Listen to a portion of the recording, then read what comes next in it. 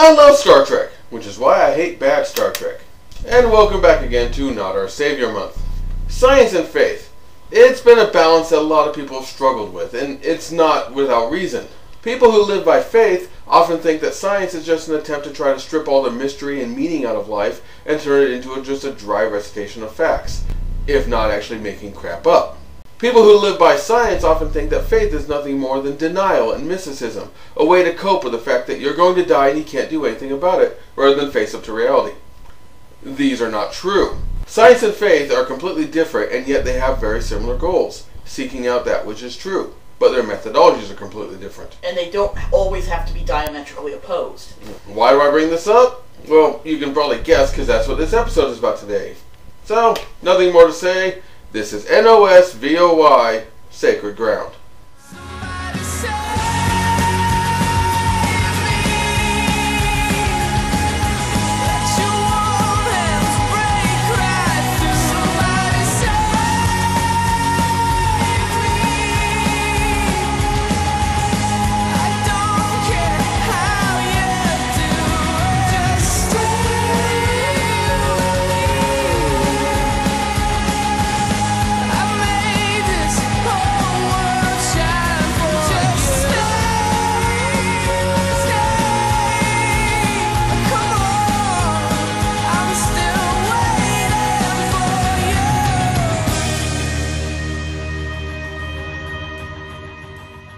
We begin the episode with the crew of Voyager, meaning a few of the regulars of Voyager, taking a tour of a religious sanctuary. What do you think this means? Hard to tell. A fertility symbol, maybe? Or a blessing for good luck? Or wisdom? Or happiness and love? So, pretty much anything. You're talking completely out of your bum. Look at that, it's beautiful. It looks like a shrine. Come on, sweetie, we don't want to be left behind. I mean, when Kirk Cameron is your high watermark, you don't want to go there. Kes steps into the light. I can't help it. It's so beautiful. And gets zapped by the light. Help! Somebody! We need help! We have a medical emergency. Beam Kes and Neelix directly to sickbay. Yes, Lieutenant. The magistrate of the planet, who was giving them their tour because that's what leaders of planets do, just ask Obama when he gives tours of the White House. No, not even tours of the White House, the National Cathedral. Tries to get them all to leave. I have no idea. This is a sacred place. Only the monks truly understand what happens here. And as I mentioned, here's the theme. Science versus faith. This episode will not handle it well. So the crew goes back to Voyager as told. In sickbay, the doc can't tell what's wrong with Kes, she just won't wake up. It is similar to a comatose state, but with none of the usual biochemical markers. He just came back from a Jack Johnson concert. We aren't allowed near the area where the accident occurred, but Kim and Taurus are scanning the sanctuary from Voyager. The Nakani must have records, some kind of scientific data on this energy field. Based on their refusal to allow these scientific scans. Janeway tries to be reasonable to figure out a way out of this, but the magistrate just keeps saying, she's dead, live with it. He doesn't say Jim. That's taken. We have an agreement with the Council. They don't involve themselves with government, and we don't interfere in their spiritual matters. It's been that way for centuries, and it's always worked well for us. Wait, whoa, hold up.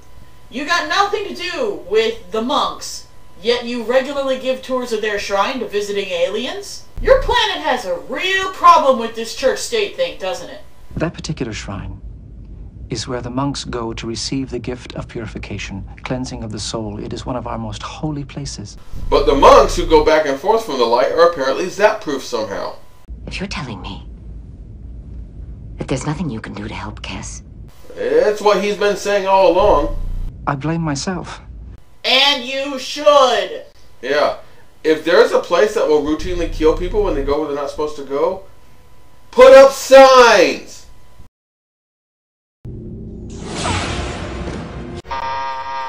The scans Voyager's able to make from orbit don't really tell them much, other than that the field is dangerous, which they know because Kes is dying. The level of activity in her brain is so low, I can't rule out the possibility of permanent damage, even if I can revive her. So, coma equals bad. Got it. Neelix has been doing research through their historical records and finds a story about a prince who got himself zapped, but his father the king was allowed to go through the rituals of the monks and save his son. Janeway uses this story as a loophole and a precedent to allow herself to be granted that same right.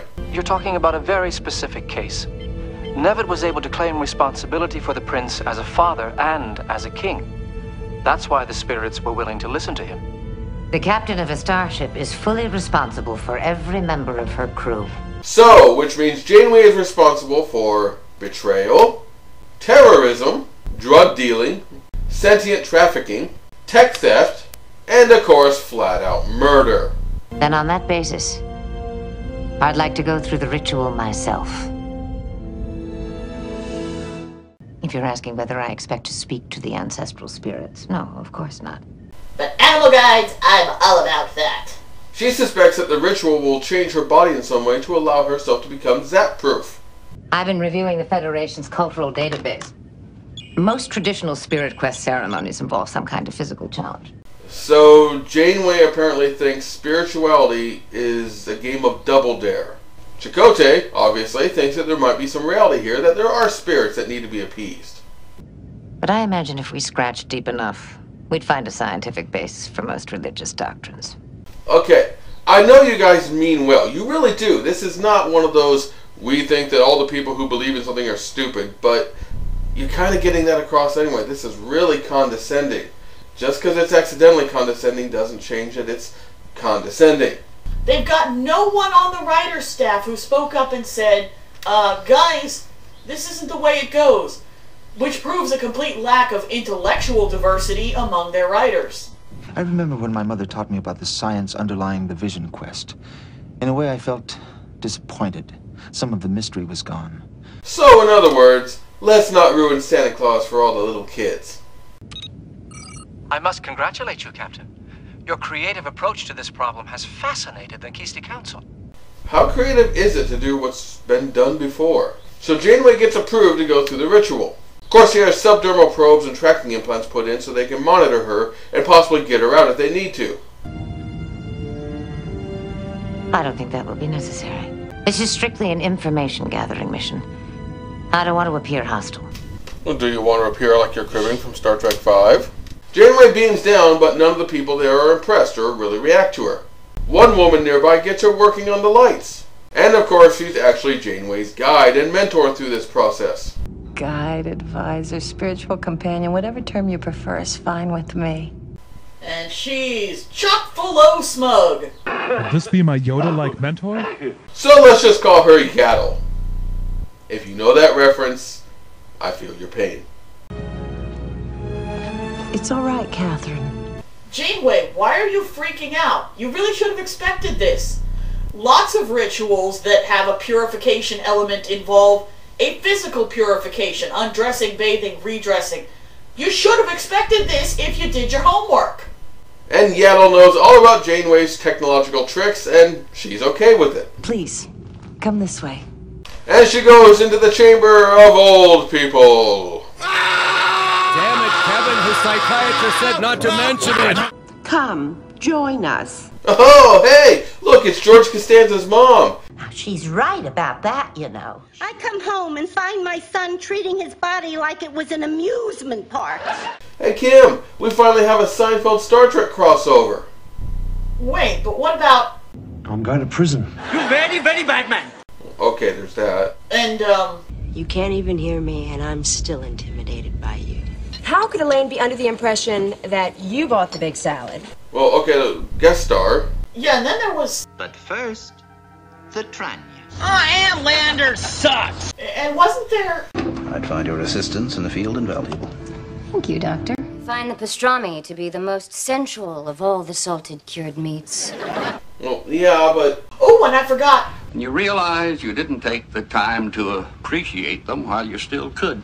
Before you go, would you mind changing my diaper? Yeah, so did I. But what about... I take the risks, Mr. Riker. And I stand by my agreements. Serenity now.